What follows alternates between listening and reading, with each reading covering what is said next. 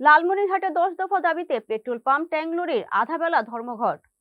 তেল বিক্রির কমিশন ন্যূনতম 7% করা সহ 10 দফা দাবিতে বাংলাদেশ পেট্রোল পাম্প ও ট্যাঙ্ক লরি মালিক ঐক্য পরিষদ আধাবেলা ধর্মঘটের ডাক দিয়েছে। ফলে লালমনিরহাটে পেট্রোল পাম্পে তেল বিক্রি বন্ধ করে দিয়েছে। লালমনিরহাট থেকে একরামুল হক একরামের পাঠানো ভিডিও ও তথ্যচিত্রে থাকছে বিস্তারিত। রোববার সকাল 6টা থেকে দুপুর 2টা পর্যন্ত ডেপো থেকে তেল উত্তোলন ও পেট্রোল পাম্প থেকে তেল বিক্রয় সব কার্যক্রম বন্ধ করে দেয় পেট্রোল পাম্পের মালিক ও কর্মচারীরা। এ সময় যানবাহন চালকরা পাম্পে এসেও ফেরত যাচ্ছেন তেল না পেয়ে। এতে যাত্রী ও চালকদের চরম ভোগান্তির সৃষ্টি হয়েছে।